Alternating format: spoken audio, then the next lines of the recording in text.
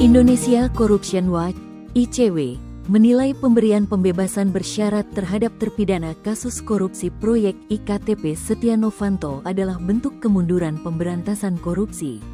ICW memandang pembebasan SN Setia Novanto pada kasus korupsi pengadaan IKTP yang menimbulkan kerugian keuangan negara sekitar 2,3 triliun rupiah merupakan bentuk dari kemunduran agenda pemberantasan korupsi, kata peneliti ICW Wana Alamsyah saat dihubungi Senin, tanggal 18 Agustus tahun 2025.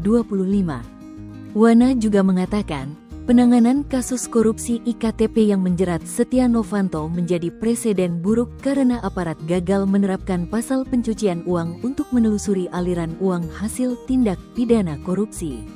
Selain itu, menurut dia, penanganan dugaan tindak pidana pencucian uang (TPPU) korupsi pengadaan IKTP oleh Bareskrim Polri terhadap ex-ketua DPR RI itu disinyalir mangkrak.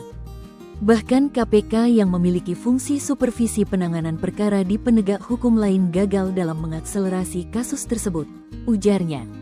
Wana mengatakan, kegagalan tersebut berdampak pada saat Setia Novanto menjadi terpidana diduga kabur dan pelesiran kepada larang ketika melakukan pemeriksaan. Hal ini, kata dia, akibat tidak selesainya upaya penegak hukum dalam merampas aset milik Setnov.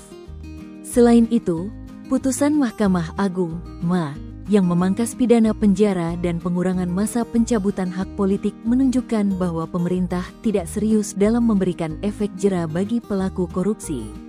Pemberian efek jera melalui pidana badan dan pidana tambahan berupa pencabutan hak politik masih sangat diperlukan di saat RUU perampasan aset juga masih mangkrak oleh pemerintah dan DPR, ucap dia.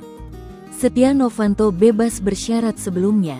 Terpidana kasus korupsi IKTP Setia Novanto bebas dari Lapas Sukamiskin, Bandung, usai mendapatkan program pembebasan bersyarat (PB) dari Kementerian Imigrasi dan Pemasyarakatan, Kementerian Imigrasi.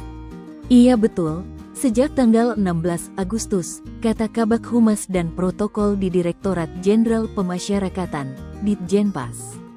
Kementerian Imigrasi dan Pemasyarakatan, Rika Aprianti, saat dikonfirmasi Kompas.com, Minggu, tanggal 17 Agustus tahun 2025.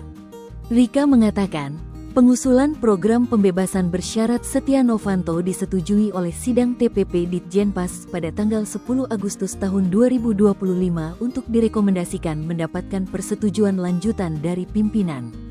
Dia mengatakan, persetujuan rekomendasi diberikan bersama 1.000 usulan program integrasi warga binaan seluruh Indonesia lainnya. Dengan pertimbangan telah memenuhi persyaratan administratif dan substantif, berdasarkan pasal 10 ayat 2 Undang-Undang No. 22 tahun 2022, telah memenuhi persyaratan, berkelakuan baik, aktif mengikuti pembinaan, dan telah menunjukkan penurunan risiko, ujarnya. Rika juga mengatakan, berdasarkan pasal 10 ayat 3, Setia Novanto telah memenuhi ketentuan dengan telah menjalani 2/3 masa pidana. Selain itu, Setia Novanto telah membayar denda sebesar 500 juta rupiah uang pengganti, dibuktikan dengan surat keterangan lunas dari KPK No. B. 5238, X, pukul 1:26:08/2025 tanggal 14 Agustus tahun 2025, juga sudah membayar 43.298.291.585 rupiah pidana uang pengganti, sisa 5.313.998.118 rupiah, subsidiar 2 bulan 15 hari. Ini sudah diselesaikan berdasarkan ketetapan dari KPK, ujarnya. Berdasarkan hal tersebut, pada tanggal 16 Agustus tahun 2025, Setia Novanto dikeluarkan dari Lapas Sukamiskin dengan program bersyarat, berdasarkan surat keputusan Menteri Imigrasi dan Pemasyarakatan tanggal 15 Agustus tahun 2025 nomor PAS 1423 PK, pukul 5:03 tahun 2025. Sejak tanggal 16 Agustus tahun 2025, maka status Setia Novanto berubah dari narapidana menjadi klien pemasyarakatan pada Balai Pemasyarakatan, Bapas Bandung, mendapatkan bimbingan dari pembimbing kemasyarakatan Bapas Bandung sampai tanggal 1 April tahun 2029, ucap dia. Download Tribun X sekarang, menghadirkan lokal menjadi Indonesia.